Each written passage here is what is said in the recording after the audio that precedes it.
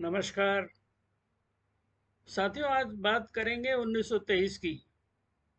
लेकिन 1923 में जाने के पहले पिछले 10 सालों का थोड़ा लेखा जोखा करते हैं। 1913 में राजा हरिश्चंद्र रिलीज हुई थी।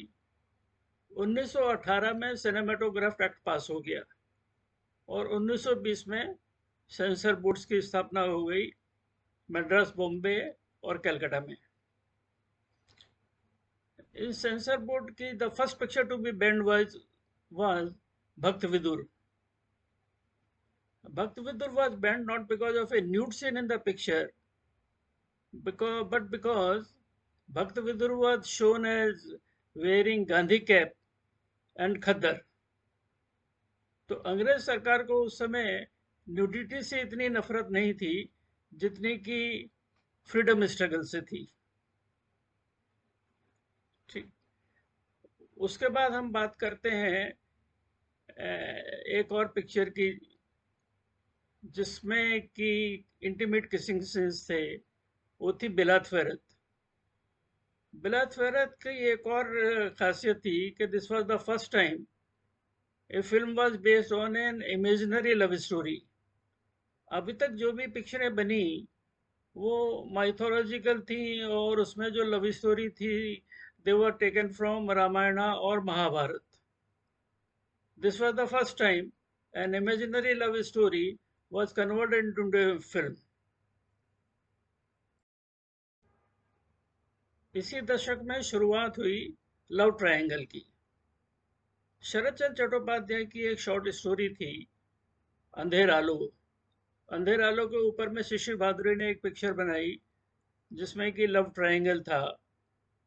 उसका हीरो अपनी ब्राइड को गांव में छोड़कर शहर चला जाता है और शहर में उसकी मुलाकात एक डांसिंग लड़की से होती है और फिर वो दोनों कैसे प्रेम में पड़ते हैं और कैसे ये लव ट्रायंगल चलता है।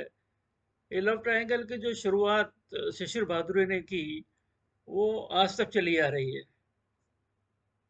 और इस पीरियड में बहुत से महान मतलब the big names of the industry वो इंडस्ट्री में आए, जैसे कि वी शांताराम। बाबूराव पेंटर ने अपनी पिक्चर सुरेखा सुरेखा हरण में एक छोटा सा रोल दिया था वी शांताराम को। इसी पीरियड में आए Homi master. Homi master appeared in भक्त विदुर।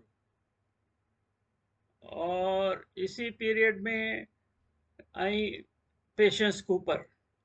पेशेंस कूपर जिन्होंने बहुत नाम कमाया, 40 से ज़्यादा फिल्में बनाई, वो पेशेंस कूपर भी सबसे पहले नल दमयंती में नजर आई थी। और एक नाम आता है राजा संडो का।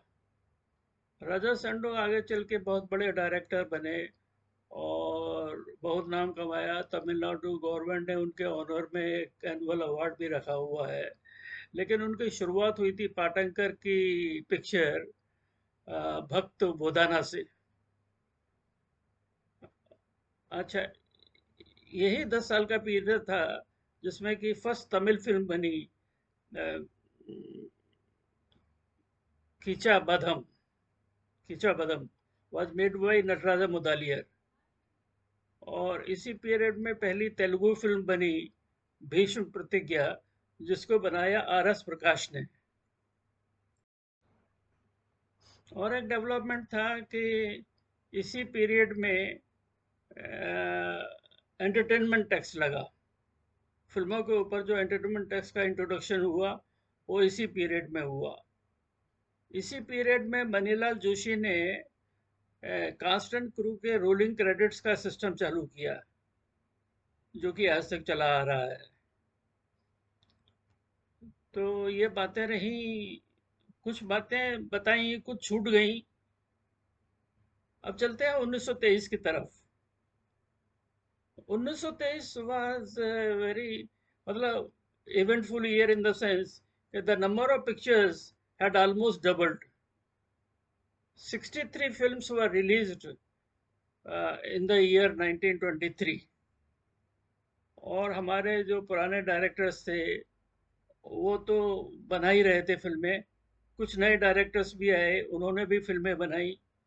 दादा साहब फाल्के की 10 फिल्में रिलीज हुई, एहसन पाटणकर की 10 फिल्में रिलीज हुई, कांजीभाई राठौड़ की 8 फिल्में रिलीज हुई,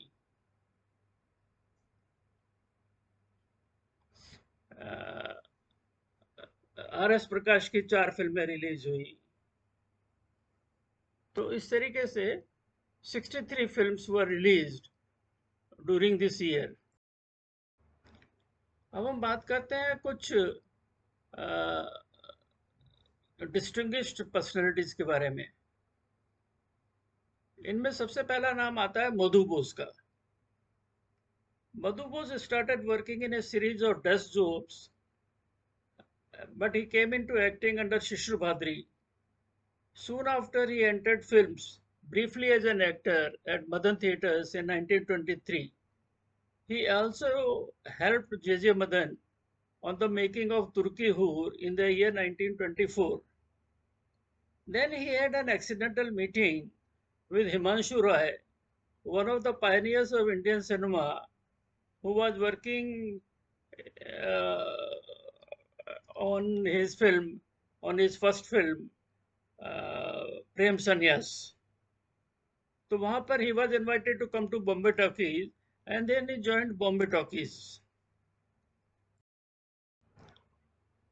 Bombay Talkies में he worked with Himanshu Roy and director French Austin.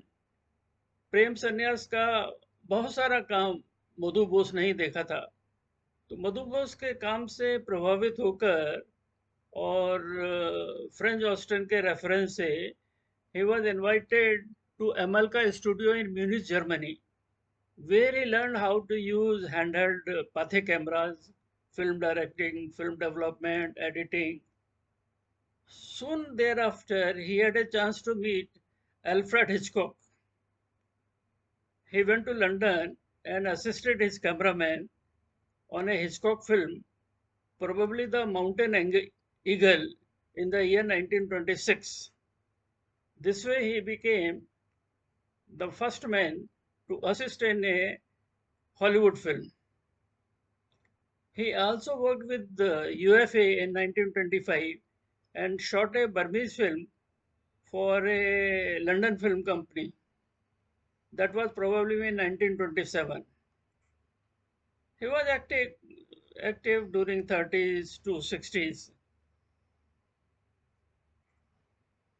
and on his return to India, he worked as a director of a number of movies. So that way, his career was a very distinguished career. Video थोड़ा लंबा होता जा रहा है, हम और बातें अगले वीडियो में करेंगे। तब तक के लिए आ गया, धन्यवाद।